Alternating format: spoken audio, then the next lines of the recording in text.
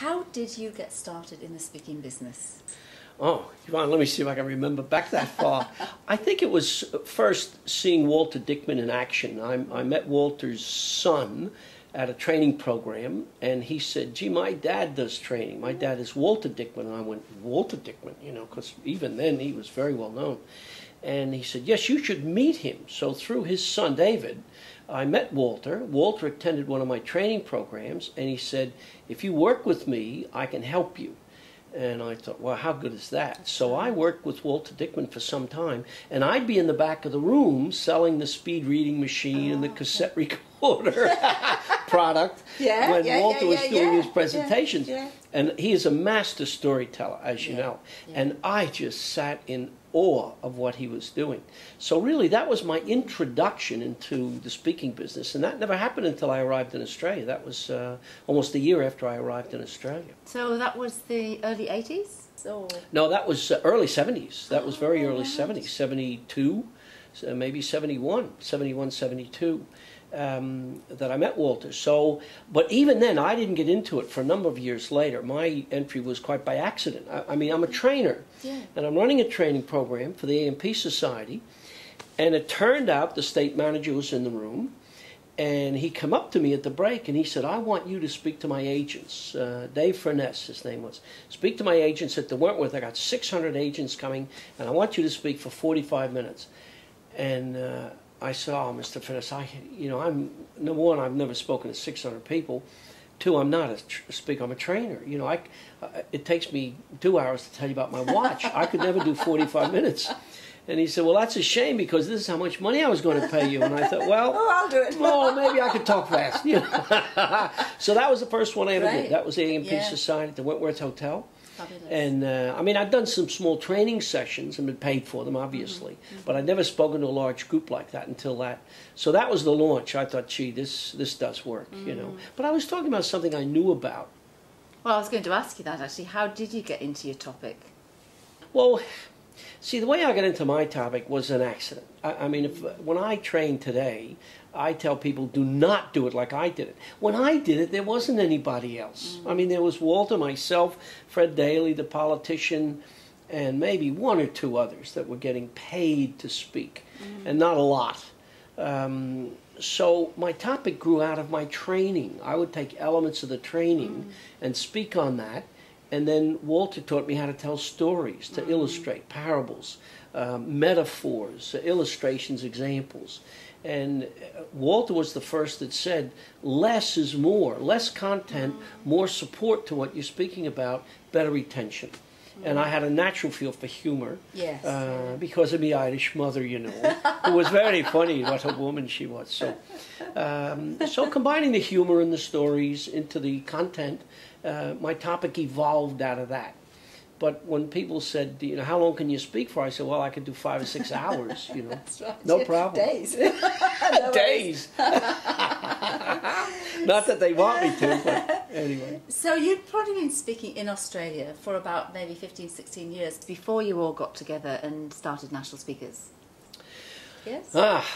That sounds about right. Actually, there was a situation where there was Alan Pease, Dr. Joe Brasich,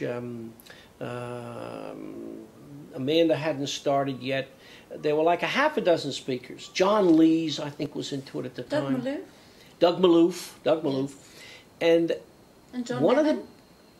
Well, John was never a full-time speaker. John always had these entrepreneurial things going on, and he would speak, but John was never the full-time speaker that Doug Maloof and myself and Alan Pease and so on.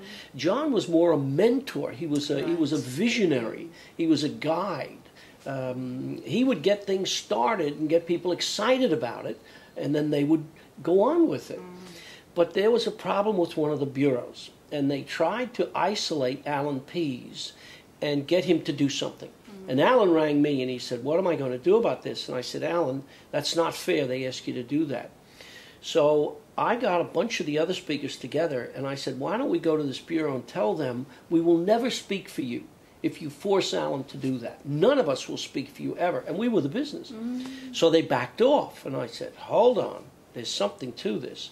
So we formed the Platform Professionals, and that was the original group, and that was Doug and I'll leave somebody out, but that was the original group. Platform Professionals. The Platform Professionals. And out of that sort of came the concept of the national speakers. But of course we had the model from the United States to go with.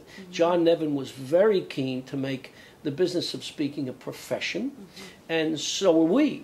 And we wanted to grow the business. So sort of one was the extension of the other. Cool. So the Platform Professionals gradually faded, and NSAA took its place. Oh, right. So, Ron, you've always been involved in national speakers ever since the beginning. Yes. And it's been going for, what, 17 years? Yes, yeah. So what would be some of the highlights? Well, the highlights would be witnessing it grow from a kindergarten to a grammar school to a high school to university.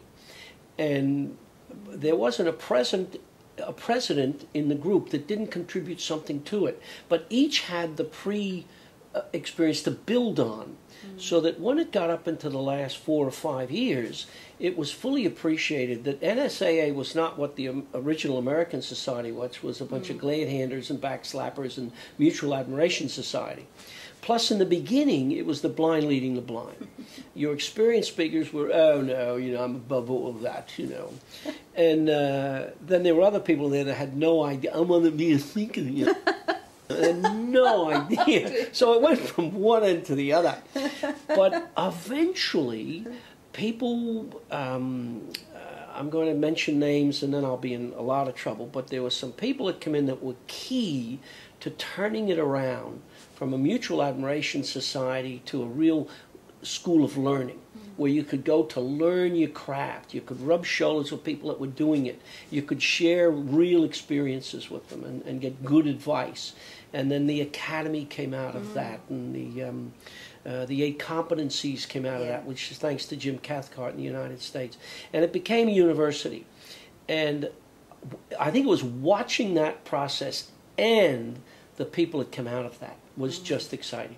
That was so exciting for me to watch people say, oh, this person will never make it, and they did, and they're still doing it. That to me is what's exciting.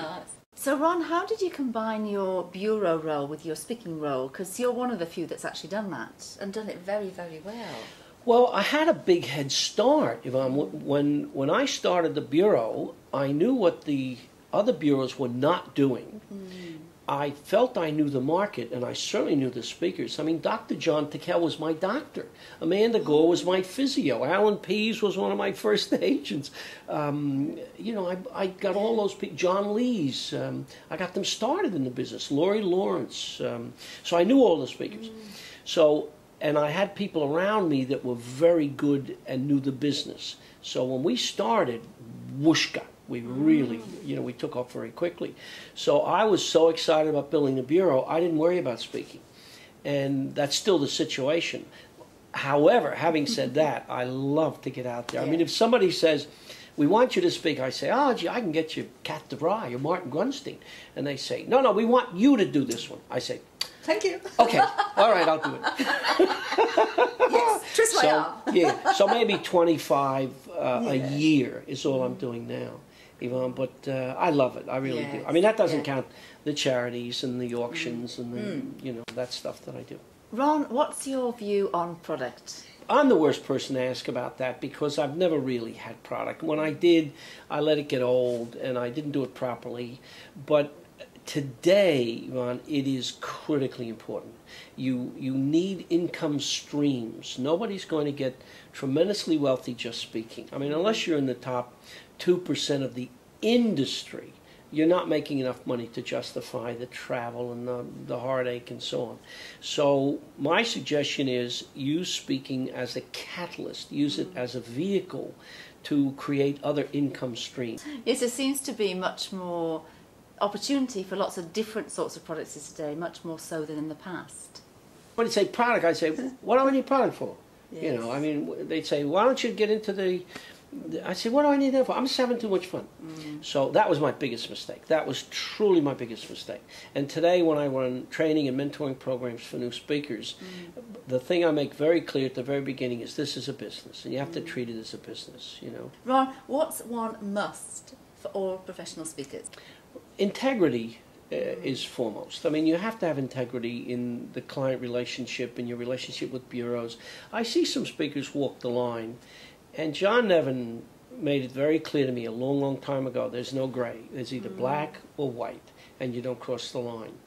And in speaking, that's very important, that you have good integrity. You don't use other people's material. You don't, you know, do the things that, I'm not going to go into the negative aspects of our business, but you don't, you keep it nice. And focus on yourself and your growth.